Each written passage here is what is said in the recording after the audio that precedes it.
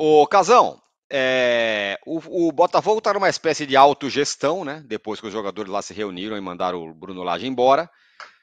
Você acha que agora tá na mão deles e eles estão precisando de um líder? Um cara que fale, bom, é por aqui, pessoal. Calma, vamos por aqui. E que talvez o Lúcio Flávio não seja, não sabemos, né? Então, não dá para saber, mas assim, naquele momento que eles tomaram aquela atitude, era a atitude certa, que o Botafogo estava indo pro buraco naquele momento, né? E aí era a atitude certa. Só que para ser certa de verdade, os resultados em campo tinham que aparecer. Não precisava ganhar os jogos, mas você não pode perder do Cuiabá em casa. Aí sim, a gente agora ia dar razão àquela atitude dos jogadores de futebol, dos jogadores do Botafogo, porque o futebol é dessa maneira, sabe? Se o Botafogo perder esse título, alguém tem dúvida que o momento que vão pegar, o recorte que vão pegar para a queda do Botafogo vai ser a manifestação dos jogadores em colocar o Lúcio Flávio e tirar o Bruno Lage? Alguém tem dúvida disso? Fala para mim. Não. Vocês têm Não, dúvida sim. que o Não. recorte vai ser esse? Não Sim. tem dúvida, vai ser esse o recorte.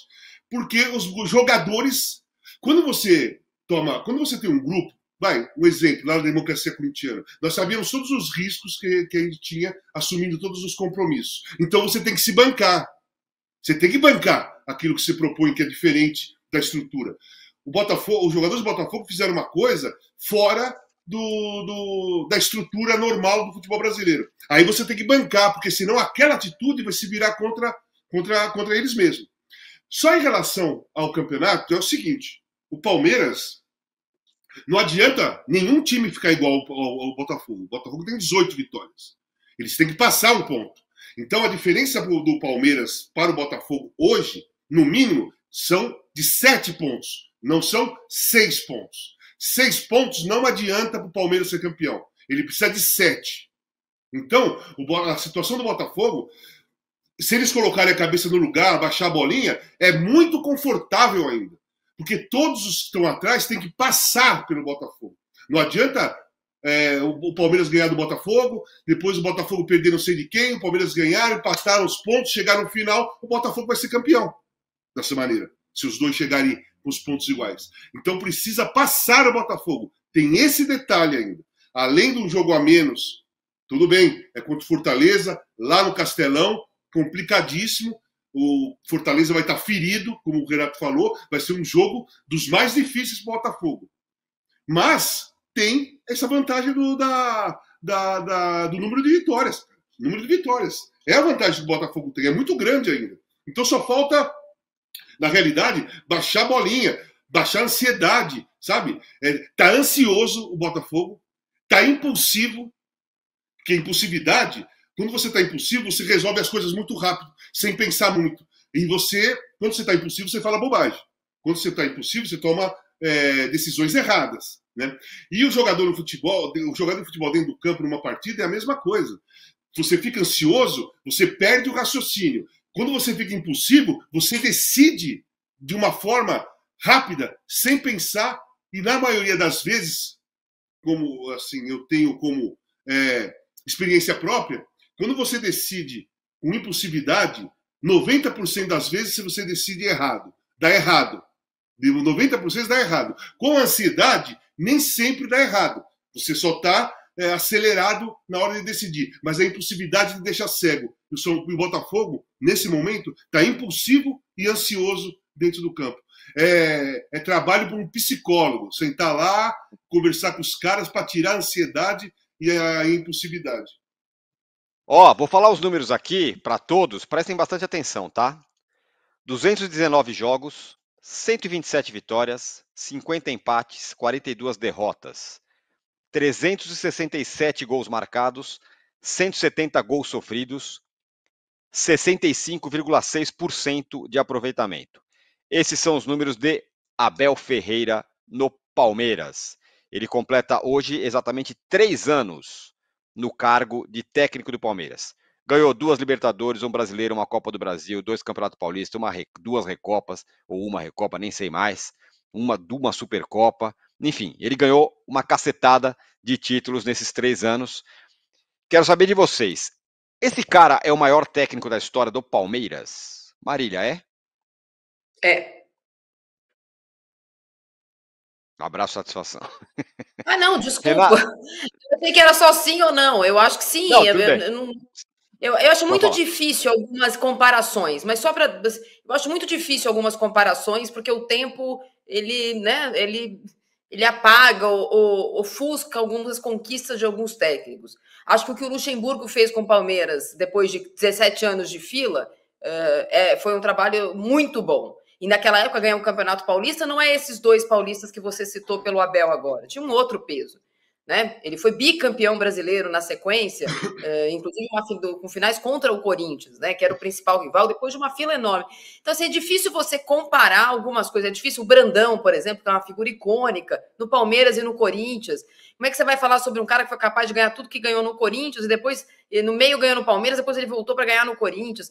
Então, tem esses caras que, se você falar, o Abel é maior que o Brandão, é difícil. Os personagens vivem no seu momento.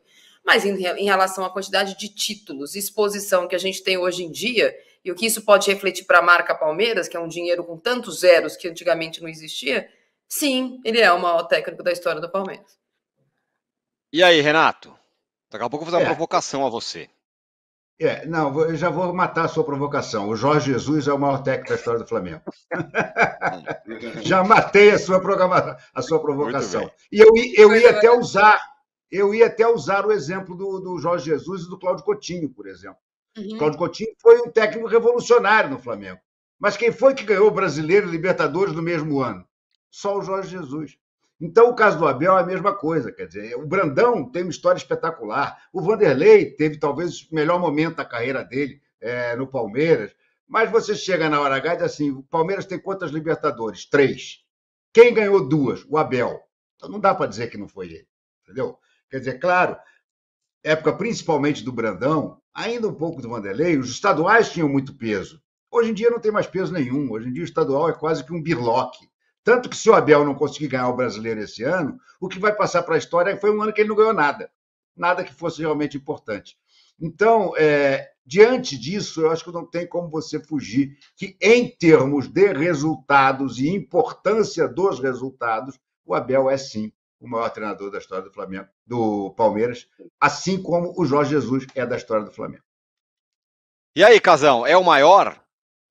Eu acho o Jorge Jesus o melhor treinador que trabalha no Brasil há muito tempo, desde quando ele chegou. O melhor treinador que trabalha no Brasil. O Abel.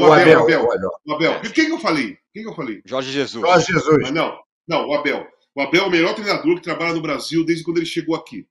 Agora, as comparações são complicadas, sabe? Porque, por exemplo, se você pegar o Oswaldo Brandão, além da competição do Paulista ser muito importante, os adversários eram muito fortes. Você tinha adversário, você tinha o Pelé, você tinha o Santos do Pelé, você tinha São Paulo do Gerson, Pedro Rocha, você tinha lá o Botafogo do Jairzinho, você tinha o Cruzeiro de Seu Lopes, Palhinha, você tinha o Internacional. A competição, os concorrentes, eles eram muito mais fortes. Nós estamos vivendo um momento no futebol que a administração e o dinheiro fazem toda a diferença. Então, Palmeiras e Flamengo são os dois melhores times, provavelmente, da América do Sul, independentemente de não estarem na final da Libertadores desse ano, porque tem uma estrutura formada, tem dinheiro, tem tudo, sabe? A Leila vacilou um pouquinho, poderia ter contratado mais jogadores, não contratou, mas não muda o cenário. Lá atrás, o cenário era completamente diferente. Não tinha patrocinadores, não tinha... O dinheiro era igual para todos os clubes. Os jogadores ficavam nos clubes, os grandes jogadores ficavam nos mesmos clubes por muitos anos, porque os outros não podiam comprar porque era muito caro. Então você pega os jogadores. E o Palmeiras e o Oswaldo Brandão fez a segunda academia. Então eu acho o Brandão um cara gigantesco na história do Palmeiras, porque o Brandão deu continuidade à primeira academia e fez do Palmeiras uma potência nacional e sul-americana. É que naquela época os clubes não tinha doping na Libertadores. Se jogar contra os argentinos, uruguaios naquela época era muito complicado. Isso aí é uma verdade, todo mundo sabe. O Renato sabe muito bem que o Mário Souto entrou com uma pedra na mão para dar soco nos caras, na Libertadores que o Flamengo ganhou. Então, na minha visão, né, tudo isso, se o Palmeiras é tudo isso hoje, ainda, e vai ser para sempre, né? Eu acho que o Oswaldo Brandão tem as duas mãos nessa história toda. Por isso que eu acho que, na minha opinião, o Oswaldo Brandão é o maior treinador do Palmeiras. Porque se o Palmeiras não tivesse dado continuidade à primeira academia, na minha visão, não estaria acontecendo tudo isso hoje. Dessa maneira. Então, eu acho que o Oswaldo Brandão é o maior treinador da história do Flamengo. Como eu acho também da história do Corinthians. Do Palmeiras. Como eu acho também da história do Corinthians. Porque ele ganhou o título de 54, passaram-se 23 anos, o Corinthians só foi ganhar com o Oswaldo Brandão.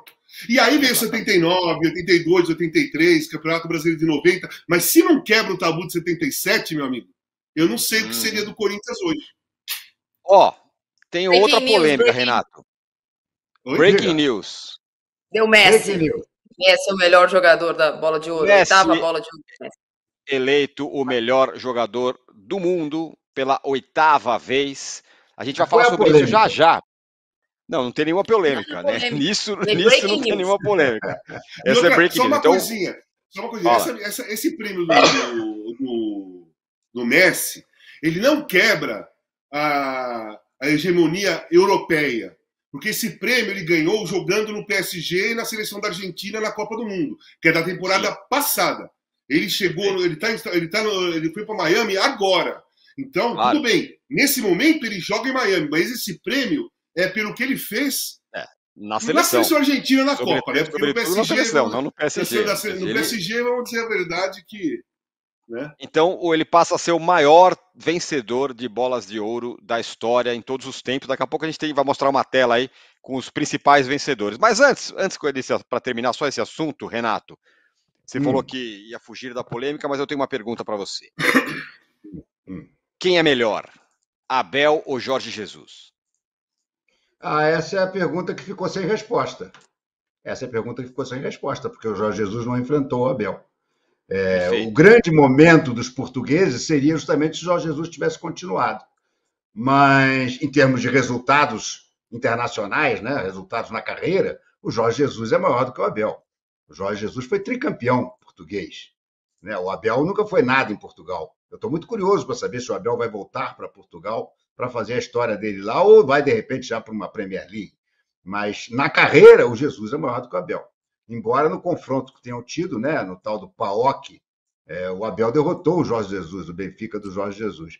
Mas eu acho que o Abel tem a vantagem da longevidade, que o Jorge Jesus abriu mão, é importante lembrar disso, foi o próprio Jorge Jesus que abriu mão dessa longevidade no Flamengo, mas o Jorge Jesus tem sobre o Abel um time absolutamente encantador e inovador, que o Palmeiras do Abel, ainda que multicampeão, nunca conseguiu ser. Nunca conseguiu chegar naquele nível de excelência, de futebol espetáculo, de gostoso de ver, como foi o Flamengo 2019 2020. Eu ainda espero, quem sabe, que daqui a uns 2 anos esse confronto ainda exista. É uma boa questão, né?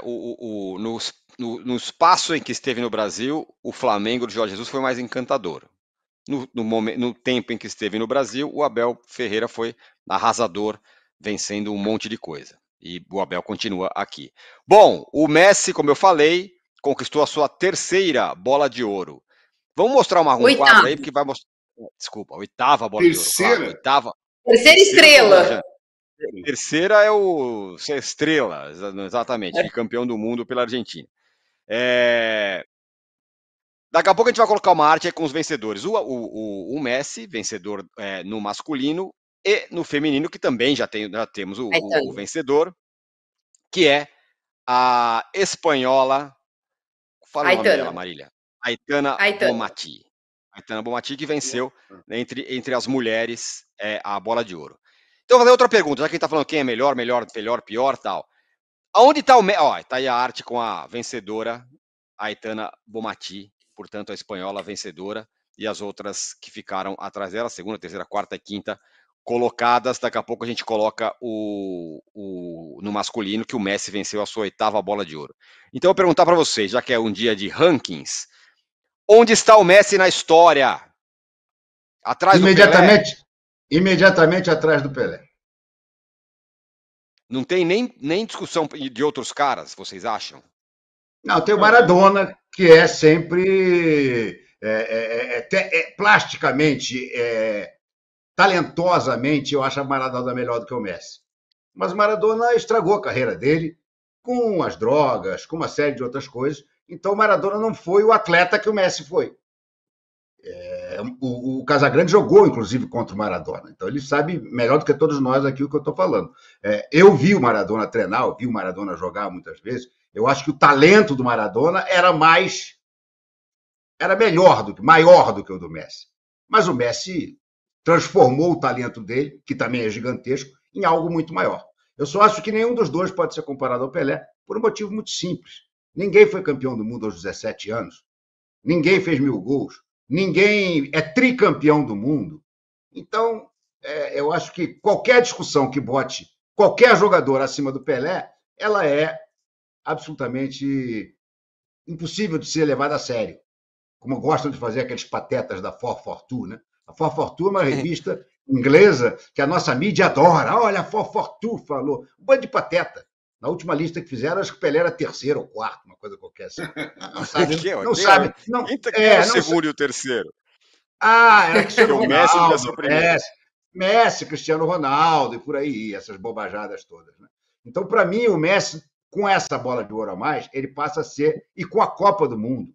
Se o Messi não tivesse ganhado a Copa do Mundo, eu continuaria a defender que o Maradona era maior que o Messi. Mas a vitória na Copa do Mundo e a belíssima Copa do Mundo que ele fez, eu acho que ele realmente livrou cabeça no Photoshop ali e passa a ser o segundo. Mas acima do Pelé, não é nem acima, encostar com o Pelé, esquece.